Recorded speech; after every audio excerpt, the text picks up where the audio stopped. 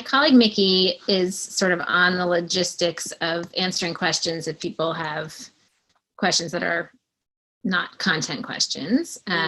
Usually Lex, who runs jewishLIVE, is here, and he does some of that kind of stuff too. He unfortunately couldn't make it tonight because he had a class. So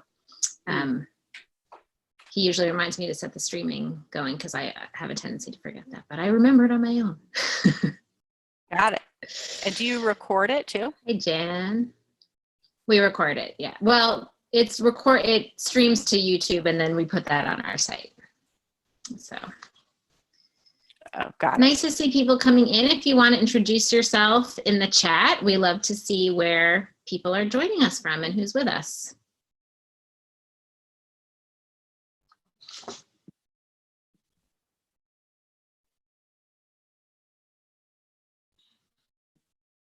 Hi, Dad.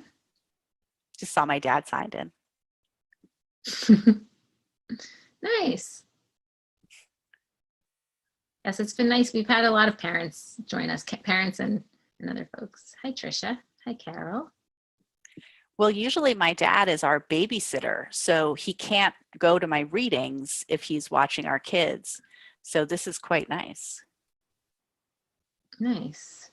Hi, Marilee. Hi, Barbara. Hi, Maxine. Nice to see everybody.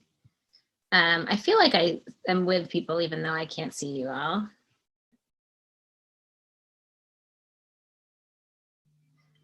Oh, okay. My Omer counter lets me know that it's 8 o'clock. I don't even ever count the Omer at 8 o'clock, but it just reminds me that I'm supposed to eventually, and I try to remember. Okay, it's wonderful to see people joining us. And I think maybe we can get started. So welcome everybody to the Quarantine Book Club, hosted by the Jewish Women's Archive and jewishLIVE. I'm Judith Rosenbaum, the CEO of JWA, and I'm delighted to be here with all of you tonight on this beautiful night, which we get to see behind Rachel. Thank you so much for being with us, and please continue to introduce yourselves in the chat. It's great to have a sense of who's in the virtual room with us. For those of you who don't yet know, JWA is a digital archive that works to expand the Jewish narrative by documenting and sharing Jewish women's stories. We love to draw on the richness of history to help us better understand the world today and our place in it and how we can change it. I hope you will check out jwa.org. We have so many different kinds of resources and projects there that is all available for you to peruse. It's a great place to spend some time and to learn and find nourishment and community and stimulation and inspiration. So please check it out. Lex isn't here with us tonight to introduce jewishLIVE, but I will say what he would say, which is that it's a portal for all different kinds of Jewish programming streamed online. They have a ton of stuff going on, so check them out on social media, I think primarily Facebook, and on their site. And we're streaming there right now, and you'll be able to find this afterwards, both on their site and on our site. One moment of logistics before we begin. As you've seen, we have people introducing themselves in the chat. I really love to see that. It's wonderful to have a sense of who's with us. Also, please ask your questions in the chat, and I will be drawing from those, so make sure to speak up. I am so delighted and thrilled to be here tonight with one of my favorite poets, Rachel Zucker, who is the author of 10 books, including several volumes of poetry. I actually have a whole stack of them right here with me. Most recently, Sound Machine, as well as a memoir and an edited collection of women poets on mentorship. She has won many awards and fellowships, including from the National Endowment for the Arts, the McDowell Colony, the Sustainable Arts Foundation. She teaches poetry at NYU, and she is the founder and host of the podcast Commonplace, Conversations with Poets and Other People, which is just so deep and delightful. So you should check that out too. Welcome, Rachel. So excited to have you here tonight. Thank you, Judith. It's really great to be here.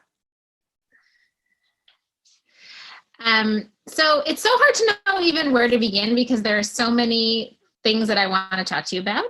But maybe since I just read the list of all the different kinds of things you write, we could start by just talking a little bit about what you do. And you know, your work spans so many, and not only spans, but maybe bends genres. So how do you think about what you do and genre, and how would you describe Sound Machine and how it fits into that?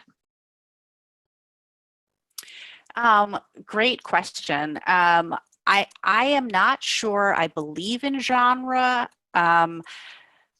more than that it is helpful for people who believe that books are marketable and that they should be easily findable in a bookstore. But usually none of my books are in a bookstore anyway. And so I guess I would say that I'm really first and foremost a poet, but what that means to me, if it's a genre at all, it's that I'm really, really preoccupied with form. So whether I'm experimenting, like in Sound Machine, a lot of the pieces are some kind of hybrid, I call it genre non-conforming or genre non-binary. They're sort of like poems in one sense. They're sort of like fiction in another sense, in part because I often use she and talk about myself in the third person. They are a little bit like essays in the sense that either just kind of more traditional essays or lyric essays, in the sense that there is sort of an investigation that's going on, a kind of meandering thinking that's going on. Certainly, I would say that all of my work on some level could be described as memoir. And it's always been interesting to me that poetry and memoir are not usually considered within the same category. And poetry is often shelved with nonfiction, but why? I don't know. So I'm not really answering your question, except to say that I think that I am interested in exploring certain kinds of themes like motherhood, ethics, the ethics of writing, the ethics of art, especially representational art, feminism, Judaism, and I'm interested in exploring these kinds of themes in every single different form that I can imagine, and on trying to get at a form that's maybe before the form or a form that's outside of the received forms. Because to, just go right to the political heart of the matter, all of the forms that we have were primarily created by male artists and sort of had a lot of gatekeeping by male critics. So, if you want to get more theoretical, but no less direct and human, I would suggest looking at Alicia Oestreicher's work, and where she has a book called, what is it called? Help me, Judith. It's called Breaking the Language? No, Stealing the Language. God, she has so many books. I don't know which one you're talking really about. Talks about it's on the shelf. Stealing the Language. Yeah, and she really talks really convincingly about the way in which, like, so many of the things that we think of as like gender neutral forms are not gender neutral at all. So that's sort of a political answer to why I write in so many different genres. I love that, because I think it also gets at some of the ways that you're breaking rules in other ways with your writing. Like, at least how I'm understanding what you're saying is that kind of breaking the rules of form is also related to the kind of writing that you do, and breaking the rules of what you're supposed to talk about and what you're supposed to write about and how you're supposed to talk about yourself, if at all. And that's, I think, one of the things that I find most compelling about your work is that it is just filled with the complexity and contradictions of what it is to be human in a way that is very unapologetic, not just unapologetic, but it's like, that is the story. It's like, that is the centerpiece of so much of what it seems to me, at least what I get out of your work. Not trying to make it make sense, but really like putting forward the kind of messiness. And that feels very refreshing, because it's not something that we get to hear a lot. There's sort of like a permission there that that I find sort of bracing and appreciate very much. Thank you. And do you want to read a little piece from Sound Machine to kind of? Yes, there's Sorry, a we have weird a little bit of a delay delay. between you and me. But Are you say what you were going to experiencing say. that too? Well, yes, Well, I am. I said there was a delay. Okay, I was just going to say quickly that I feel like what you just said is very much aligned with the mission of the Jewish Women's Archive, in the sense that I am trying to write about what it is to be human, but without being a very essentialist about gender. I think that there's very little written about what it is to be a woman, or what it is to be raised as a woman, or identify as a woman, especially as a Jewish woman, by Jewish women and Jewish artists. And so, and you know, it's both a problem of creation and of access. And so that, you know, I think that to grow up as a Jewish woman, to identify as a Jewish woman without access to like a history of like lives described by other people who saw themselves in that way, can make you feel very alone, can make you feel very, you know, unincluded. And so, yeah, I just wanted to say that. I would love to read.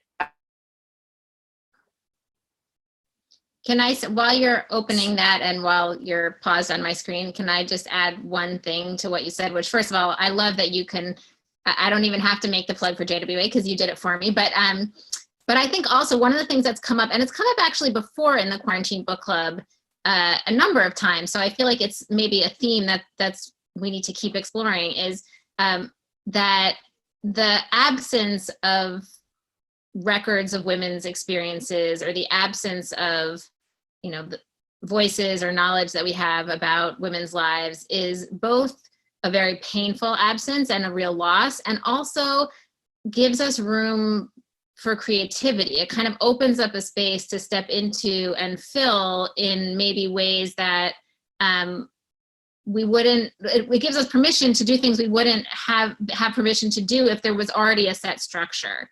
And maybe that's also part of what you're saying about being a woman poet. Like, you're already breaking the rules, so it gives you permission to break more rules. But also the absence kind of creates space for filling it with something new. Absolutely. And I've heard that from a lot of women writers that I've spoken to, you know, some version of no one knows what a woman is. And not the kind of like typical, like, oh, women are so mysterious and unknowable, but the sense of like, it hasn't yet been fully explored. You know, I don't think masculinity or manhood has been fully explored either by any sense. But I think that there is a lot of permission and a lot of room to make new forms, to break forms, to say, you know, these forms weren't made for me and they weren't made by people like me. And so I can reject them. I think it is, you know, and, you know, just to say one other thing, you're one of very few people in the world who has appreciated the anthology Women Poets on Mentorship. But one of the things at the heart of that book was to think about, like, is there something that's changed? See, I mean, I'm so embarrassed about the cover, but we can leave that aside, not my choice.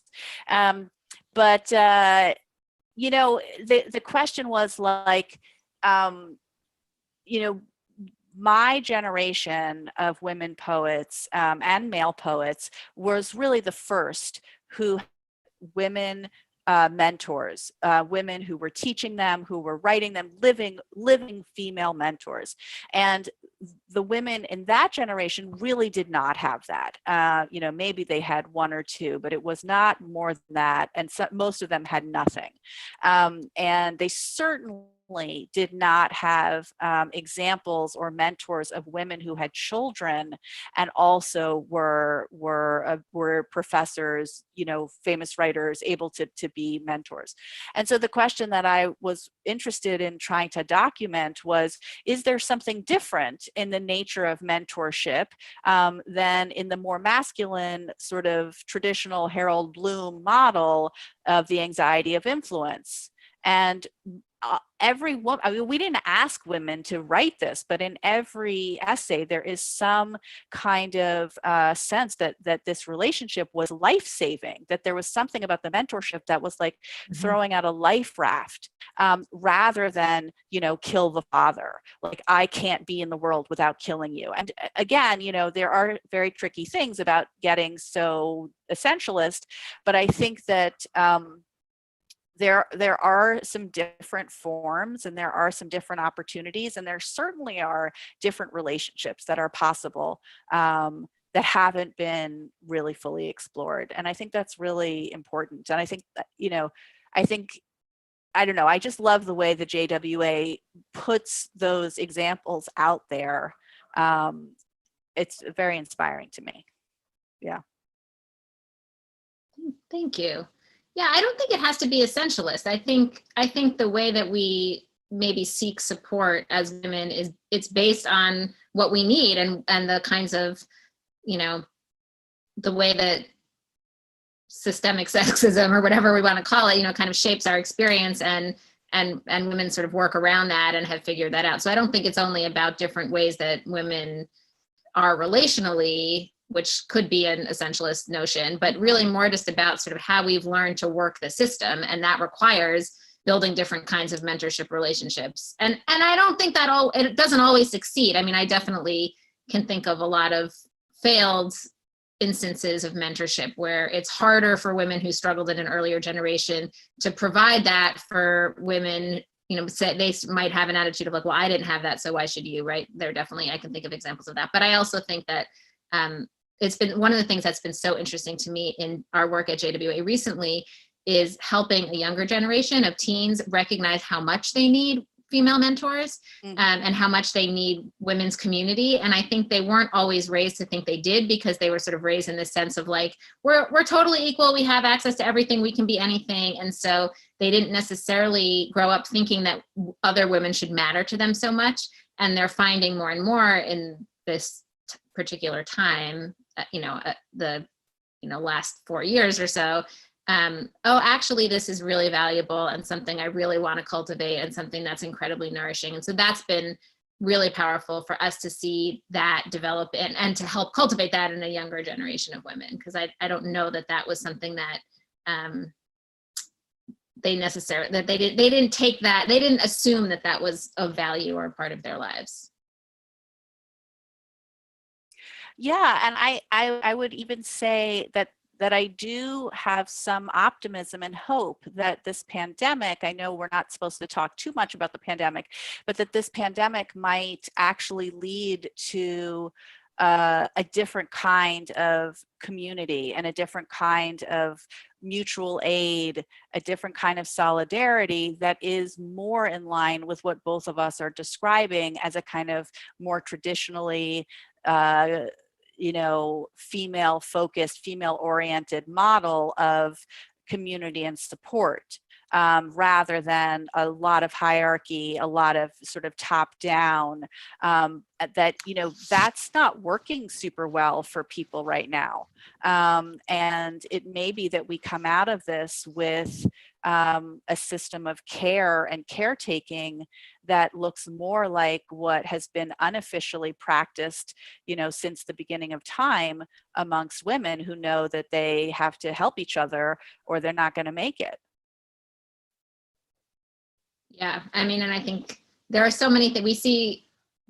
I tend to think that there's so much that we can learn from women in all different aspects of this. It's been interesting to me to see also that the countries that are doing best are ones that are led by women, and just all the ways that women have learned to manage very challenging situations, it feels to me, are applicable in many realms, from the arts to all kinds of different social relations and administrative capacities and all kinds of things. So anyway, we got onto this riff just as I was about to ask you to read. And I'm glad we had this piece of the conversation too, but would love to get back to hearing a little bit of your work. Great. Would you like me to start from the beginning of the book, or would you like me to read that shorter poem? What do you think? Start from the beginning, I think. Okay, great. So, we just went from the super kind of philosophical abstract to what may seem like a big shift to the sort of very domestic, very specific, very personal, perhaps you might think very mundane.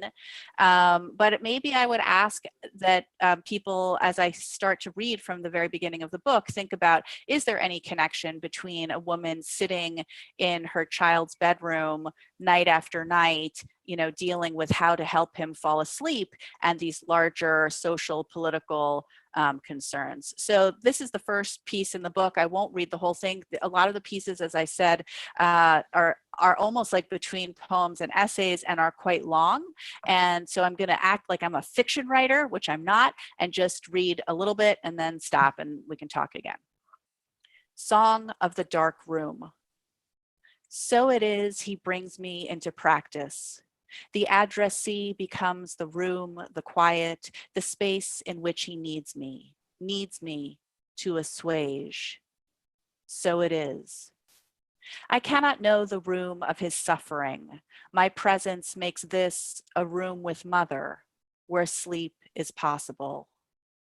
The room suffers me, but does not cause me suffering. Mostly. Not quite prisoner, not quite warden, mother. His fear teaches me. Assuage is how I put my time in. This is as good a place as any to be, is it? Toys and books and hours, pulling words from books and putting them into the air. I resist the room's quiet embrace. It has no embrace. It is inanimate. I resort to technologies and count down minutes. I try to leave a residue or a mother echo that might make this a room where sleep is possible. My desire for escape ruins everything. I am not very good at, is why it's called practice, the nothing of the room, of the task, of time. Every night I turn off the light and take off my mother skin. Bolt, molt, not for lack of practice. What seduction these technologies, junk. In the book, it's only October, but Pa is worried. The walls of the muskrat house are as thick as he's ever seen. Rain, frost, and chill kill the garden, which yields only 5 bushels of potatoes and a few gallons of preserves. All the birds are flying south too early. Nothing, no living thing sets down to rest in Big Slough. Strange, says Pa. Strange. In the room, it's mid-October.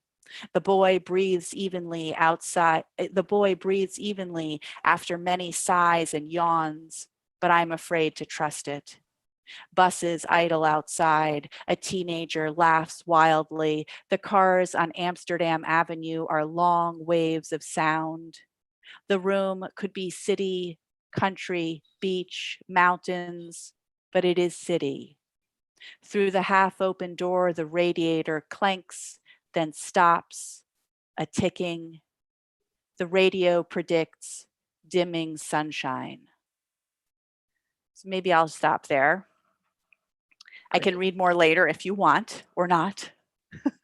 Thank you. Thank you. Yeah. As I said to you when we were talking earlier this week, I have a kid with anxiety and spent years of nights and hours every night sitting with him. So that poem particularly resonates with my experience. Yeah.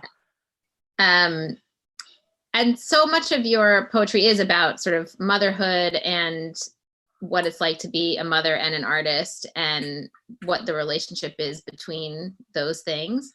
And I'm wondering also how you think about the Jewish mother in particular as you're writing about motherhood, and whether you see yourself sort of in relationship to that stereotype.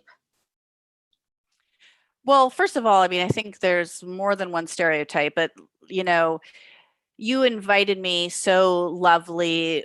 I accept every invitation you offer me because it's always worth it. And I wrote a piece that was way too long about Sound Machine for the JWA online Jewish book club. And I got into this whole rabbit hole of writing about the marvelous Mrs. Maisel. And so I was thinking a lot about Jewish stereotypes, and particularly stereotypes of the Jewish mother as like wanting to overfeed, being loud, being a martyr, being, rather booksome, and but also very caretaking, very protective, very resourceful. I would say these are some of the stereotypes. And I guess to some extent, my family is not observant. My youngest son's bar mitzvah is coming up. We're going to do it online, as many people have been doing, but we're not Shomer Shabbos. I went to yeshiva, and let's just say it didn't take. But I do consider myself extremely identified as a Jew, and I consider my family to be very influenced by Jewish teachings, and sort of Jewish thinking and Jewish culture. Like we're religious secular Jews in the sense that we are religious about our secularism. And so and I think that I have managed to find a place after a long time in which I can be a feminist and feel connected to my Judaism. But it has taken a very, very long time. It has not been easy. I think for me, the feminism has mostly come first, and then through feminism, I've been able to kind of appreciate and go back to Judaism.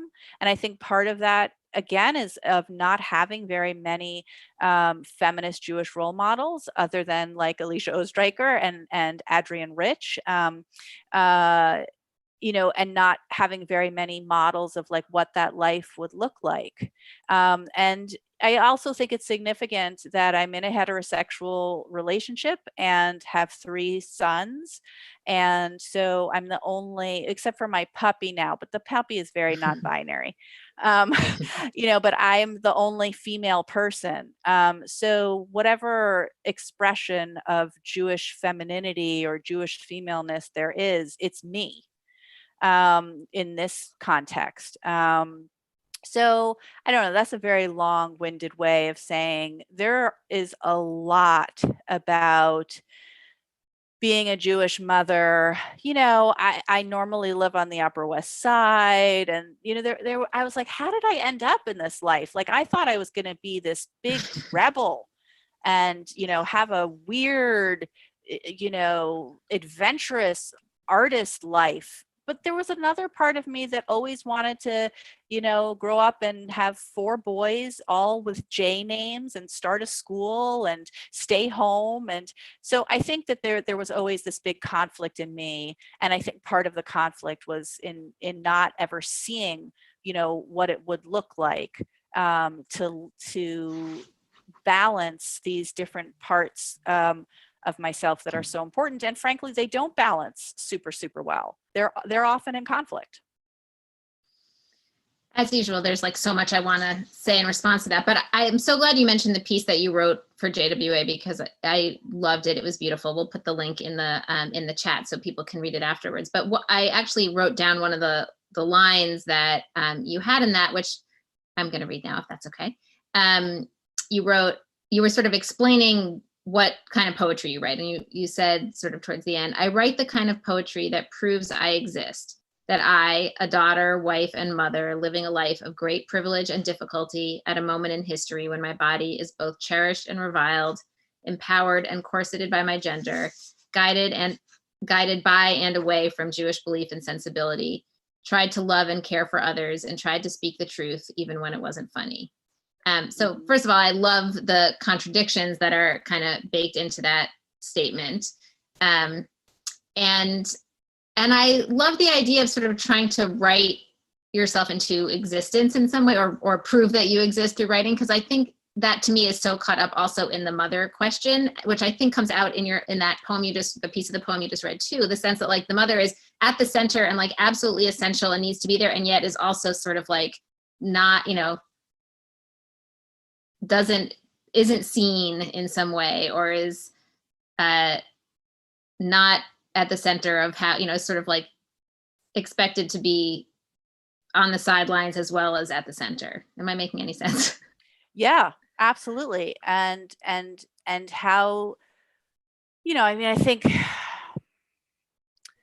parenthood, maybe especially motherhood, but let's just say parenthood is such a, it's the same thing over and over and over again, the drama of separation and attachment and separation and attachment. And, when I wrote this, the boy who's at the center of that first piece is my middle son, who's now 19, but at the time was probably, I guess, 8 or 9, and was, we were all over again trying to sleep train him. He would not go to sleep unless I would sit there, and I would sit there and sit there and sit there and sit there, and I would think he was asleep, and then I would tiptoe out of the room, and he would wake up and he'd be very upset. But this led to him not being able to fall asleep, because he knew if he fell asleep, I would leave the room. So, we went to a therapist, and the therapist was like, you can't do this. You have to not sit there with him, because he needs to be able to figure this out himself. And you cannot, make it so that you are essential to him being able to fall asleep. And, that's a lesson, thinking now, like, about my almost 21-year-old and my 19-year-old and my almost 13-year-old. How do you show caring, love, support for your children who who I would do anything for, but not become the part of their life that makes it impossible for them to be resourceful, for them to be adaptive, for them to have their own courage, for them to separate, right? And it's so bizarre to go from that. I mean, I think about my oldest son, and maybe I should read that short poem, because I think so much about my oldest son, who's, as I said, almost 21, and it's like just a minute ago he was born. And I remember that feeling of like, if I am literally responsible for keeping him alive. It is just shocking how helpless human babies are. And I think Adrienne Rich writes about this incredibly beautifully, that perhaps, part at the heart of misogyny and sexism is a fear among men, and an internalized fear that they were once so helpless, and that, some woman usually was the one who kept them alive, and that is a sort of psychic disturbance on some level. But to think about, like, when Moses, my oldest, left home, I was devastated. I woke up every single morning and I just felt like one of my limbs was missing, even though I swore I would never be that mother who was like, oh my God, my child went to college, or my child's on living away from home. That's how it felt to me. And now, in the planet quarantine, I'm like, oh my God, are they ever going back to school? Are there are no jobs? Will they live with me their whole lives? This is not a good idea. This is not a good plan at all. I was ready. I was ready for the next part of my life where I had only one child living at home and then no children living at home. And that's not happening. And so, I just think, and let me just say one other thing about this, which is that I think that because therapy, and because our understanding of behavior and psychology and social relationships, again, was mostly developed by men thinking from a masculine perspective, couples therapy for a long time sort of had this idea that, like, if you just communicated well with each other, and you were very clear about each person's needs, and you tried to reduce conflict and increase each person's independence, that things would get better. And actually, couples therapy practiced that way is enormously unsuccessful and doesn't really help couples stay together more than no couples therapy. But kind of the new version of this is modeled on parent-child attachment and secure attachment versus insecure attachment. And so instead of pathologizing the parent-child relationship and that bond, it says basically, even adult relationships require a person to feel deep trust in their partner or in their significant other, or in their parents, in their friends, in their in their close ones, and that relationship is modeled appropriately on parent-child relationships, not like, oh my God, Oedipus is the end of every story, right? So I know that's like a detour, but it's not really. I think it's also like I'm trying to figure out what it looks like to have healthy relationships with my sons, and there's no model. And I'm either considered enormously overbearing or too laissez-faire, uncaring, too ambitious, too self-centered, too self-sacrificing. There's no middle ground here. Whereas, my husband, I don't want to out my dad, but my dad heard me on the podcast, and he texted me just before this started. It's great to see how supportive Josh is of you. And I texted back, supportive in what way? And Josh had, from the other room, told me a word that I had forgotten. Well, that's a very low bar for supportiveness.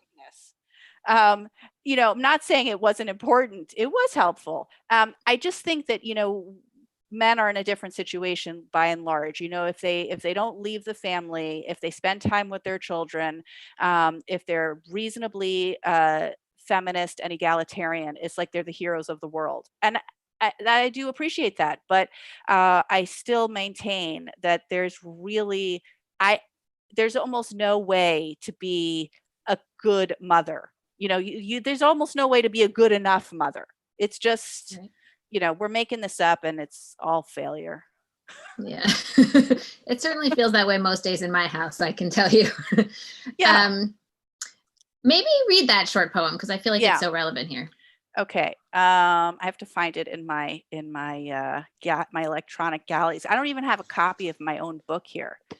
I actually also have the actual copies at my office, and I tried to go back to my office but forgot my key. So I also have it. I got it. I marked the page. In my galley, it's on page 46. Okay, awesome. Thank you. I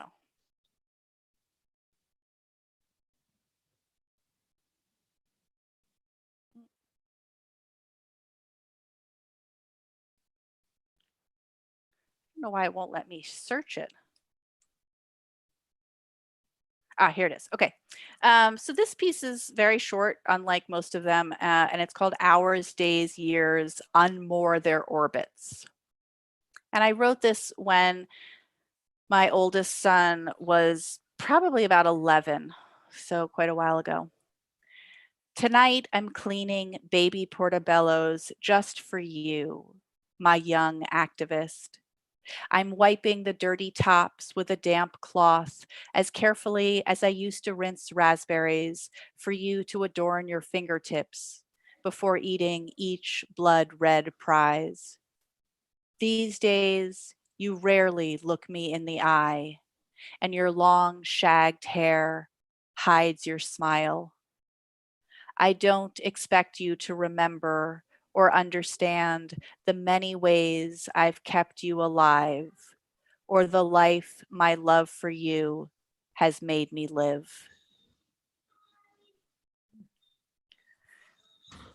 Beautiful. Do your kids read your poetry? Such a good question. Yes and no. Mostly no. The oldest one, so my third book, I think, is called The Bad Wife Handbook. And, I have like a lot of copies of all of my books in my New York apartment, because poets are basically traveling salesmen. Yeah, there you go. And I remember one morning I came out and Moses was sitting on the couch reading it, and he he could read. So I don't know what I thought, why he wouldn't pick it up and read it. And I said, oh, I was a little taken aback. And then I went into a whole explanation about the bad wife was also sort of a comment on, what a good wife is supposed to be. And Moses is very anti-establishment. And, you can't find a more ardent feminist than him. So he was totally with me on that, but on the other hand, there were some other things about being a bad wife in that book, and a lot of stuff about him. I think it's very, very complicated. I feel on the one hand, to go back to what we were talking about at the beginning, that if women don't tell the real stories of their lives, that there's no way to live this life fully. That if we don't break some of the taboos, if we don't say what the fierce and amazing love of parenthood is, and that it contains boredom, hatred, loneliness, shame, confusion, doubt, disgust, all those things. At least for me, maybe there are some who just find every moment of it beautiful. Congratulations. I am so happy for you. That has not been my experience, nor has it been the experience of anyone who's ever been willing to talk openly with me about it. It's very complicated. And I think that if we're not willing to break those taboos, then on some level, we are never going to be full human beings and have full experiences. And I'm not saying like, oh, I didn't know what I was getting into, and that's what pisses me off.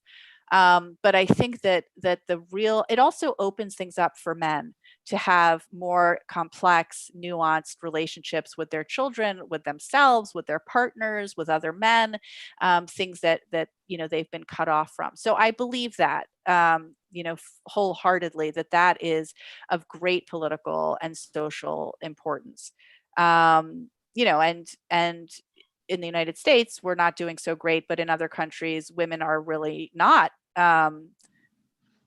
entitled to full rights and protections. You might argue that the same is true here. But if we don't even see ourselves as full people, and men don't see us as full people, we're never going to get there. We're never going to get to equality. At the same time, these are my children, and what I want more than anything is to have them be healthy and well and sane and strong and resilient, and what I want, what would just be the worst thing in the world is if I hurt them. And it's hard to write about the dark side of motherhood and not hurt your children. I think that my kids do understand, and we've spoken about it, especially with my older sons, but all of them understand that I'm really writing about my experience of motherhood. I'm not writing about their experience. I don't really understand their experience. I will also say that whatever else they end up thinking about me, they will know that I was paying attention. I may have misunderstood, and I may have cared about the wrong things, and I may have done and said the wrong things, but I was really, really paying attention. And I was really, you could say that all of my professional work, as well as the sort of central quest of my life, is about understanding motherhood, both my own and the sort of larger historical, anthropological kind of great mother archetype. And my kids know that. And also, they'll never be able to say you weren't honest. I think one of the things that I always think is so interesting about what's so charged about talking honestly about the experience of motherhood is that nothing that anyone says about it should be very shocking. Like, it should be obvious. Like, gee, I have needs beyond my children, or I might want contradictory things, like to be with you and to be alone sometimes, or, like, it's nothing that is beyond there's just like nothing beyond the wildest imagination, and yet somehow it still lands as shocking in some way, because I think precisely as you were saying, like, this is why it needs to be said, because people don't say it, and so then it feels like, whoa, someone's actually telling the truth. But I do think that, like, I think it's good for kids to know that, right? Like, what I often would say to my children, like, everybody, yes, you are very, very important, and there's also a whole world out there, and I have work at home, and then also there's work. Everyone has work to do in the world, and so for some people that's paid work, for some people it's not paid work, but there's a whole world out there of things that also require attention. And anyway, getting off on a distraction. I think having a mother who is, whether they're working for pay or not working for pay, but somehow deeply engaged in something outside of their children, is really deeply important, both for, for girls, for boys, for non-binary kids. I think that my work can get a little tricky because, some people worry that my kids may feel like guinea pigs or like lab rats or something, like, because there's so much kind of transparency, and that it's so much like about them. Their names are in it a lot of the time, their ages, identifying details, like, and that's really interesting to me, thinking about that kind of attention and that kind of interest, both as a real form of love, but also as really problematic, as really ethically problematic, and a violation of their privacy. So it's both, I think. Right. I mean, and there's two things that I want to say based on that. I mean, two directions I want to go in.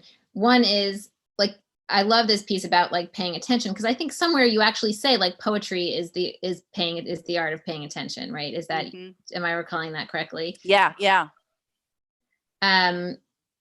So I love that idea that it's like, it's an art. It's not, paying attention is not just a practice. It's really an art. And you can be good at it, or you could not be good at it, or you could be willing to practice it or not practice it, or you can kind of refine it or not. And that there's something beautiful that comes out of it. It's not just taking in information, it's also making something out of it. But the other thing that I wanted to say about that is that you actually have done a lot of work on the kind of ethics of talking about real people in art. Do you want to talk a little bit about your new book that's coming out, and some of some of the ways you're grappling with that?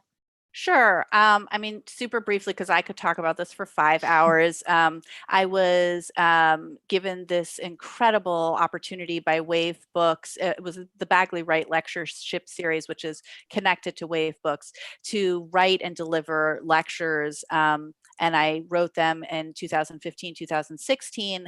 And it was just like, write about what matters to you about poetry. And I ended up writing about the history of confessional poetry, photography, the poetics of motherhood, which was an essay that I wrote leading up to the Trump election, which I didn't think was going to be the Trump election. And then kind of at the heart of the book is the ethical sort of ramifications of writing about or representing real people in art. So questions exactly like, is it okay? Because there are some writers who won't write about anybody who's alive. There are some writers who won't write about anyone without their consent. There are some writers who will write about anyone and anything, and they feel like that's okay. And I don't come to any conclusions for other people, any hard, fast conclusions. I do end up sort of saying or like investigating and thinking through my desire for guidelines. And thinking through like why there's been so much resistance to guidelines, and why there's been so much misogyny and sexism and homophobia and certain kinds of gatekeeping around a kind of literature which tells personal stories, which makes the personal public. And so that's where the sort of the history of confessional poetry comes in. But I think that the desire for guidelines is like, journalists have a set of guidelines for ethics. They don't always follow them, but there are. What would be lost if poets did have a set of guidelines? So I go through all of that, and hopefully the book will be out. It was supposed to be out in 2020, but it's not quite done. I have a tendency to write too much, and so we're trying to deal with that. I hate leaving anything out. It feels like picking a favorite child. It's just awful. So yeah, that's kind of the basic structure of the book. And a lot of it was also about like my own particular history of hurting other people with my writing, but still believing that there is great value in telling the truth, in being provocative, in saying things people don't want you to say, in speaking truth to power. Yeah.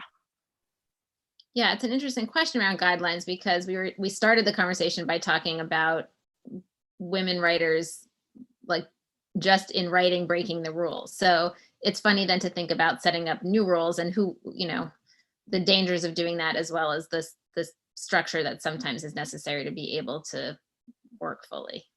Absolutely. And we have a question about from Ellen, who says, that points out that women often get a lot of negative feedback when they tell the truth about their lives, and wondering if you have been on the receiving end of that. Absolutely.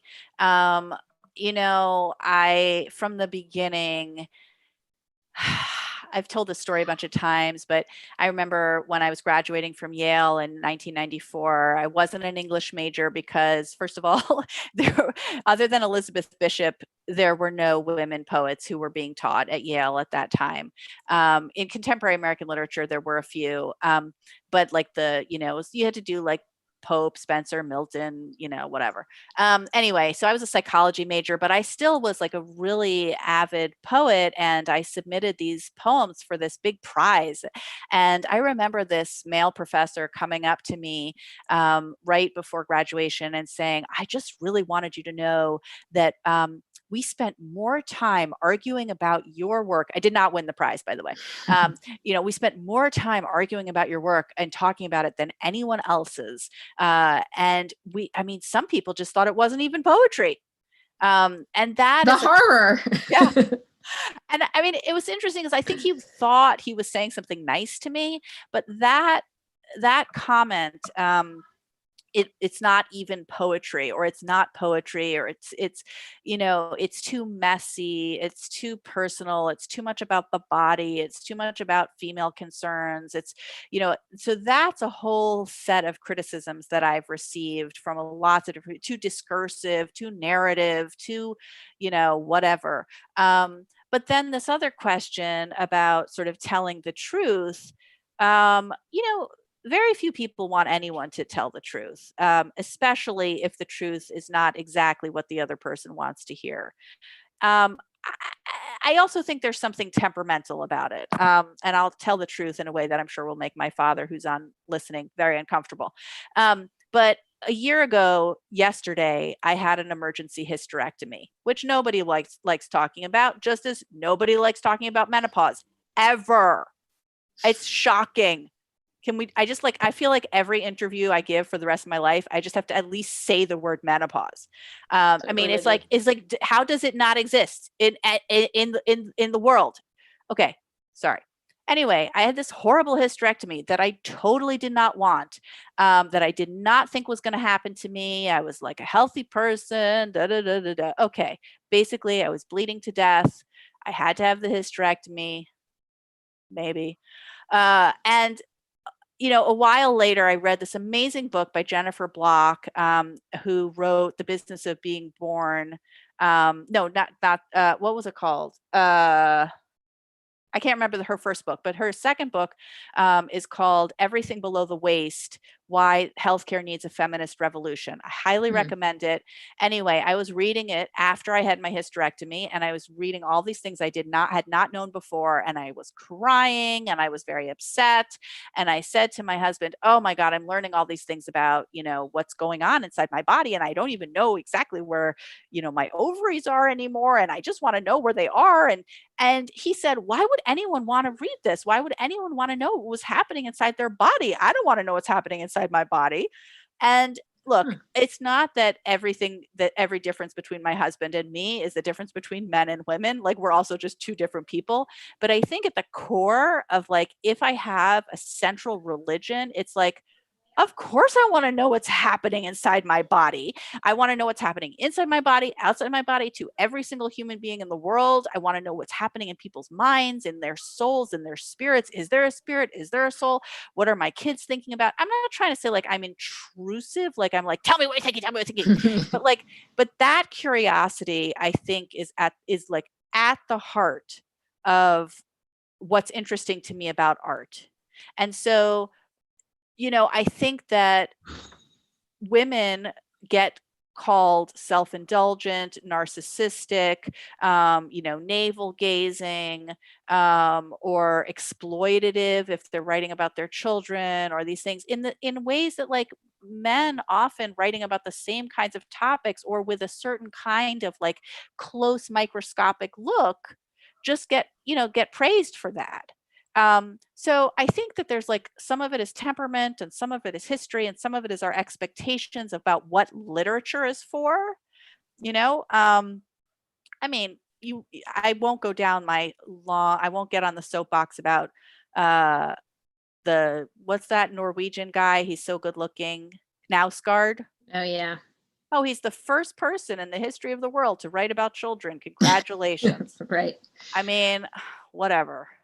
I think also, like, I'm thinking about what you said, Josh said about wanting to know, like, it also feels, I mean, I admit I am like you, I'm very curious about, I like a lot of information, and I can't imagine not wanting to have the information. I definitely think knowledge is power, but I also think it's easy for men to say, I don't want to know, because all they have to do is open up any anatomy book or anything, and there it is. The information of what's in them is the basic default information. For women, it is so much harder to ever know because no one has bothered asking or looking or telling. It's very hard to find that information. And it's like totally revolutionary when you actually can find it. And then there's a sense of like, how did nobody tell me this? Why did I not know this? Right. And I remember finding a book about fertility when I was trying to get pregnant, and I read it and I was just like, why was I not taught this? I had all this other teaching about all kinds of things, and it didn't include anything relevant to my actual body and how this works. I was just told, like, don't get pregnant. Yeah. In 2019, when I had my hysterectomy, every single doctor, male and female, told me the only purpose of a uterus is to bear children. If you've had children, you don't need your uterus anymore. The truth is, the medical profession, thank you so much for saving our lives right now, knows almost nothing about female anatomy, even now. It's absolutely shocking. It is truly shocking. And Elaine calls out our bodies ourselves, which is such a godsend. There's a chapter in my dissertation about our bodies ourselves. My dissertation was about the women's health movement, so I could go on about this stuff for a very long time. And Darlene asked a question about what you would write about if you didn't have children. I think we're getting maybe a little taste of that, but is there anything else you want to say about that question?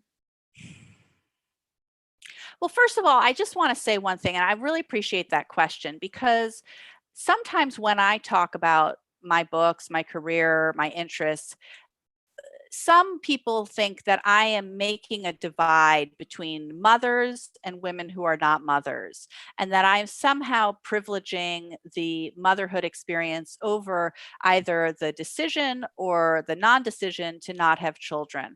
And I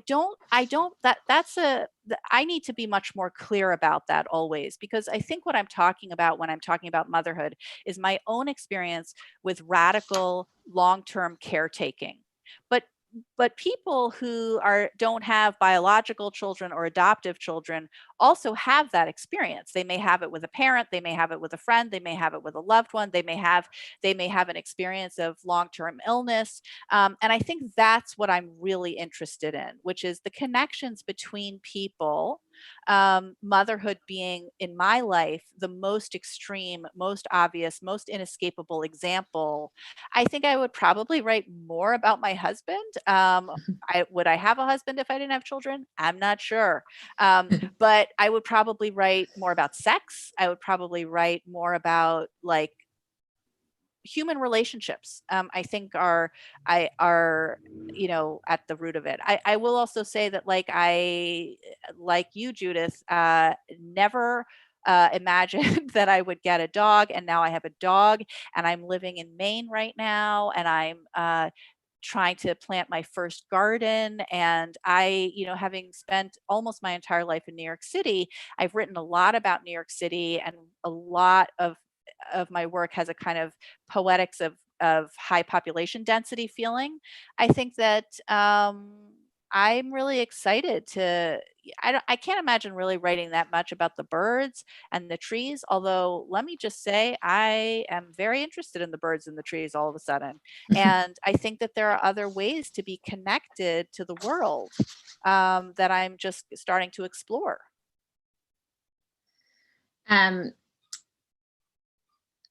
There's like 20 more questions I want to ask, but I'm going to try to rein it in. But someone asked a question about the title of the book, and that was something I wanted to talk about too, because I think that the sound machine is such a,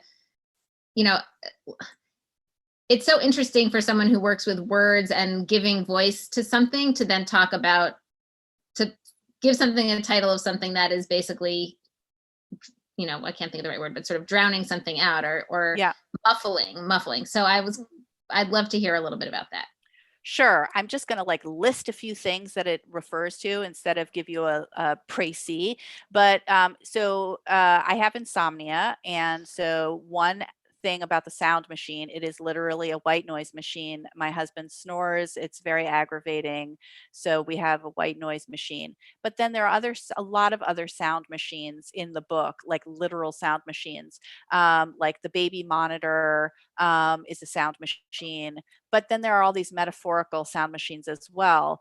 Like there's a sort of there's a preoccupation with being white, with whiteness, with how whiteness is working, and with the sense in the book that white people at this moment in history should really stop talking and should really listen. And this question of what to say and what not to say, when to listen, when to speak. One of my sons kept saying to me basically for 5 years, you're not listening, you're not listening. So this question came to me of like, am I a sound machine? Is poetry a sound machine? Is the human voice the one thing that is not mechanical? But or was my whole reason for being in this life basically to make a sound, to be a sound machine? Is it part of my nature, or is it part of my non-nature? So I think that there are all of these kind of valences to that title, and it's meant to kind of lead in many, many different directions. And one of the questions is like, what is the sound, and what is the sound that's covering over the other sound? And then last about this, I'll just say that there's an audio project that I've done that goes along with this book, because I felt like that part of the life of these pieces was most present when I was reading them out loud. And so I started to make these immersive audio pieces, and you can find them there. You can get them for free on Bandcamp if you just search my name and Sound Machine on Bandcamp, and you'll have an example. So there, I worked with different sound designers to present like this kind of other new genre of like the pieces that are in a sound machine in a different way. I love that idea of like the different, that there are sounds that are underneath the sounds, and that sounds are competing with each other, and we don't always know what we're trying to even listen to or should be listening to. there are so many more things I would love to talk about, and we'll have to have another conversation another time. But this was just such a delight to be with you, Rachel, tonight. Thank you so much for joining us. Thanks to all of you who are with us for being with us, for asking great questions. As some people were already asking or referring to in the chat, we're changing things up a little bit with the schedule. I know we've been meeting once a week for like 9 weeks now, believe it or not, which is crazy. And we didn't even get to any of the questions about quarantine and you being in Maine and what you're reading and thinking about now. But well, I won't say yeah, share one thing. I really just really wanted to say that like a huge shout out to everyone who is listening. Every single one of you is either taking care of someone else or taking care of yourself. And it is a really big job to take care of yourself and to take care of other people. And I think that this quarantine is giving us an opportunity to see how much labor, emotional labor, physical labor is involved in just caring, taking care, feeding and protecting. And the people I know who are homeschooling their kids are having a really, really hard time. People who are, older and socially isolated and are not used to being socially isolated are having a really, really hard time. So I'm also having a really, really hard time. But I just wanted to say, like, I'm really grateful that anybody showed up. And I just really hope that you're getting like some love and support, because I think this is so hard. And I just saw all these amazing questions there too, but I'll give you the links to things that people were asking for, and maybe you can post them on the JWA. But yeah, and we can send them in a follow-up email. And Mickey, if you could put in the chat the bookshop link, because even if it's hard to find your books, Rachel, in an actual bookstore, bookshop.org, which we were talking about last week, the new independent online bookseller, has a lot of them. So that's a great place to get your stuff.